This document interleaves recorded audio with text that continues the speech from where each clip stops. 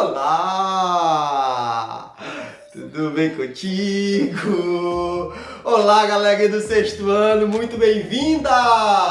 Eu sou o professor Rezende Neto e estou aqui representando todos os professores de Geografia da Rede Municipal de Ensino da nossa cidade linda e maravilhosa, Piracuruca. E aí, tá animado? Tá animada? Vamos estudar? Ou ainda tá com aquela preguicinha?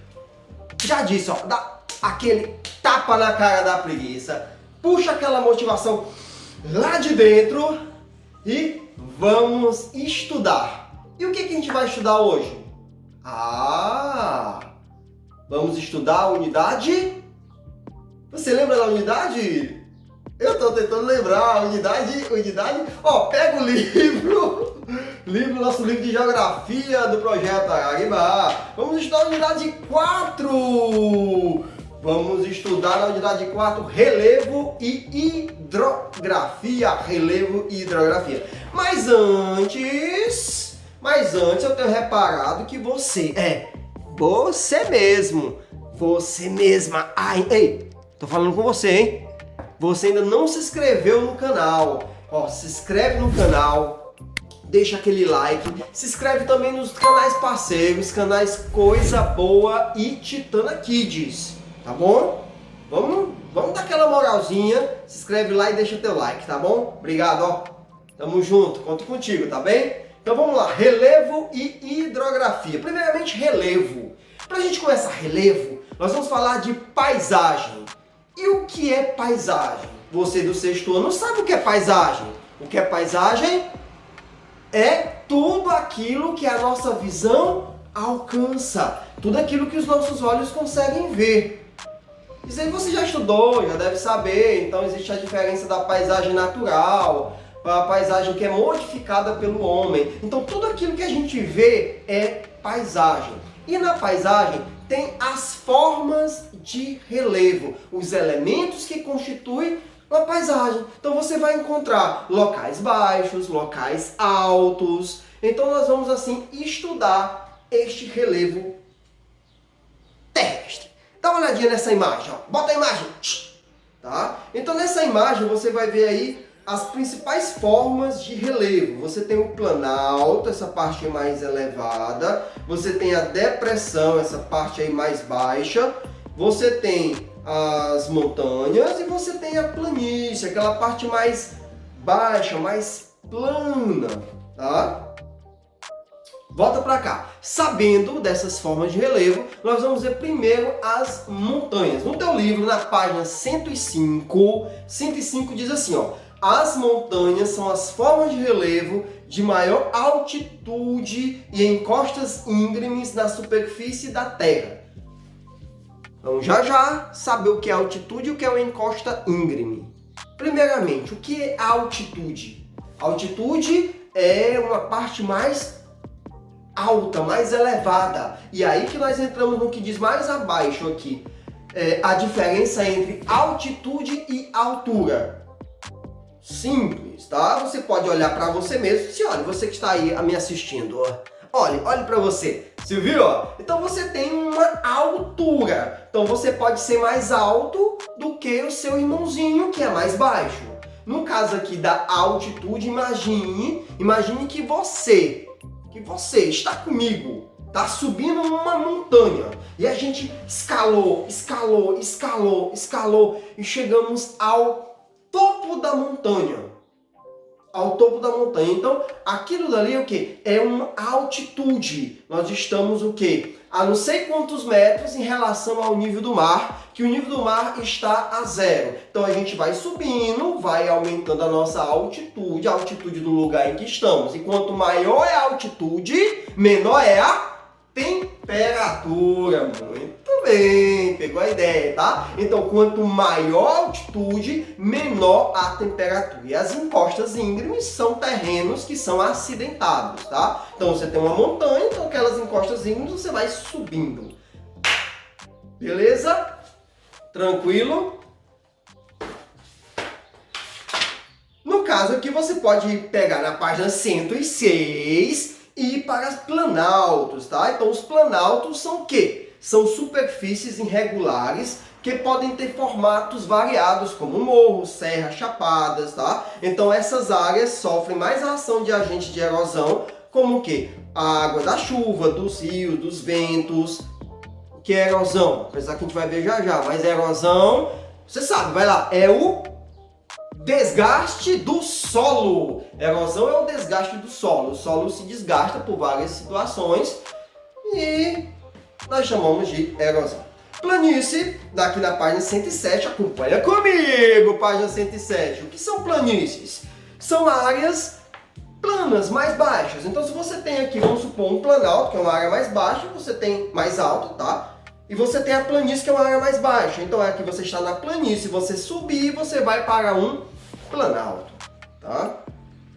Depressões são formas de relevo de altitude mais baixa que as dos terrenos que estão ao seu redor. E aqui nós temos dois tipos de depressões, as depressões absolutas e as depressões relativas. Dá uma olhadinha aqui na página 107 e você vê aqui prontamente a definição de cada uma. As depressões absolutas são áreas continentais abaixo do nível do mar. E as depressões relativas são as áreas acima do nível do mar.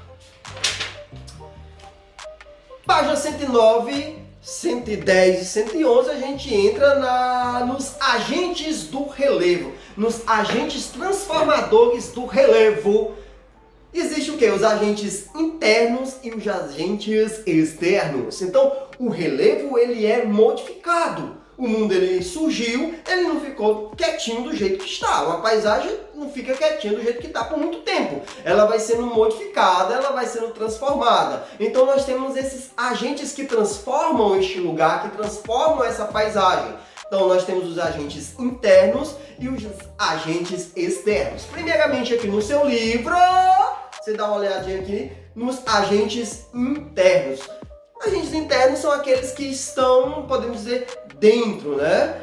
Abaixo aqui da nossa superfície. Então nós temos o quê? Movimentos das placas tectônicas, erupções vulcânicas e terremotos. Então quando uma placa tectônica se choca com outra, você vai ter o quê? Você vai ter um terremoto. Então logicamente que o relevo daquele lugar pode se modificar.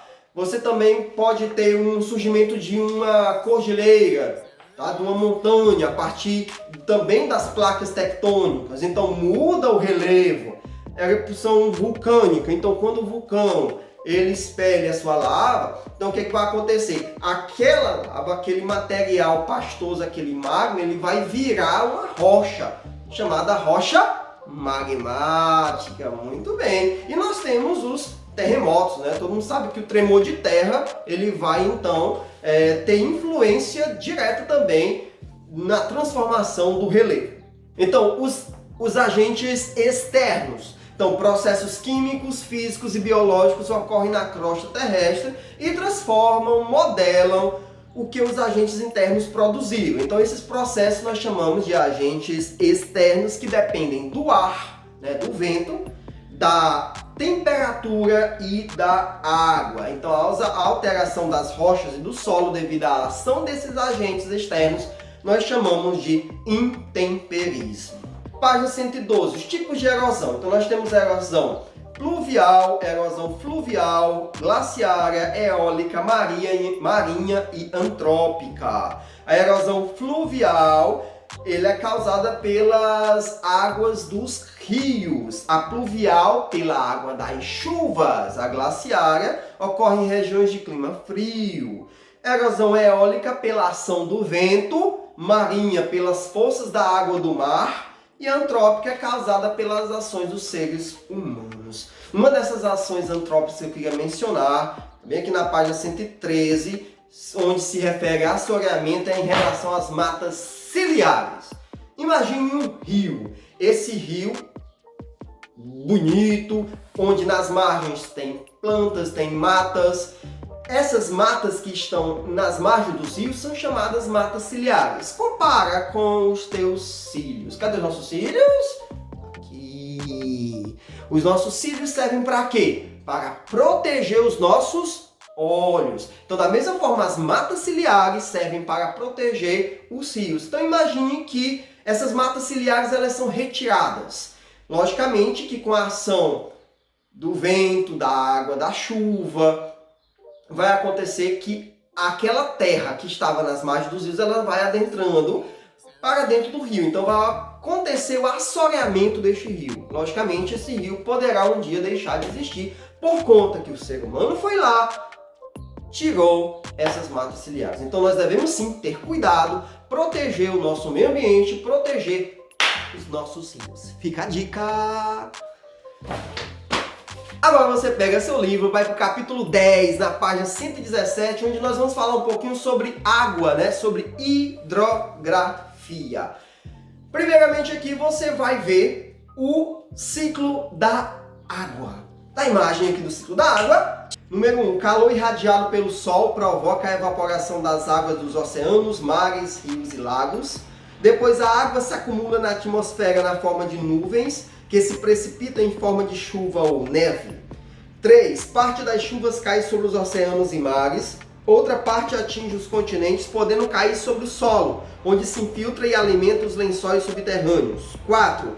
Parte da água que se infiltrou no solo pode ser absorvida pelas plantas, que depois de a utilizar devolvem-na à atmosfera por meio da transpiração. E 5. A água também pode evaporar ou escoar sobre o solo e abastecer os rios, que desaguam em mares e oceanos, reiniciando assim o ciclo. Na página 118, os rios. Os rios são cursos naturais de água doce que correm sobre os continentes e as ilhas. E existe a diferença entre rios de planalto e rios de planícies, que depois você vai ler aqui na página 119, né? Qual é a diferença? Ó? Os rios que cruzam áreas de planalto costumam ter muitas quedas d'água, pois são áreas com muitos desníveis. Geralmente são aproveitados para a geração de energia elétrica. Já os rios de planície, eles não apresentam quedas d'água por estarem em áreas pouco elevadas, sendo por isso mais utilizados para navegação, pesca e lazer.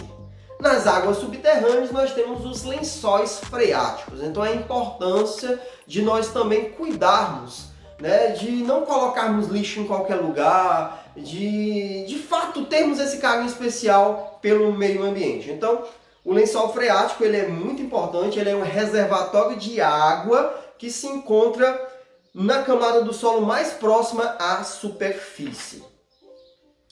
Você depois dá uma olhada na página 120, 121, tem um pouquinho falando sobre lagos, geleiras e a disponibilidade de água doce. Nós sabemos que a água é um recurso muito importante para a nossa vida e que grande parte da água do mundo ela não é potável, então nós temos que cuidar, a gente não pode desperdiçar, você não pode ficar demorando no chuveiro várias horas, nem escovar os dentes com a torneira aberta, nem desperdiçar água em hipótese nenhuma. Então cuide da água, cuide deste bem precioso. Então a água ela é muito importante, pois ela é usada em casa, na agricultura, na indústria, então a água é fundamental, pessoal. Sem água, o ser humano dá aquela vacilada, né?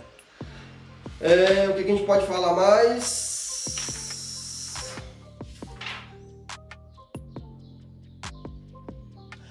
Me lembrei uma dica. Não desperdiçar energia elétrica, né? Então, você vê na sua casa que tem uma lâmpada acesa de forma desnecessária. Desliga. Aí você pergunta, professor, o que tem a ver com água? Gente, a energia elétrica que nós usamos, ela vem das usinas hidrelétricas, né? Então, uma usina hidrelétrica, para ela poder funcionar, logicamente, ela precisa de água. Então, por isso, cuide da água, cuide também da energia, né? Não desperdice, cuide e vai ser só alegria, tá bom? Vamos fazer um mundo melhor. Então, sem desanimar, continue estudando, depois você lê, tá? A unidade toda em casa, o capítulo 9, o capítulo 10. Responda as atividades, qualquer dúvida vai lá na plataforma, os professores estão disponíveis para atender vocês. Também qualquer coisa coloca aqui no comentário. Não se esquece, se inscreve nos canais, coisa boa, Titanda Kids e o canal da Geografia. Tamo junto, valeu, até a próxima aula, fui!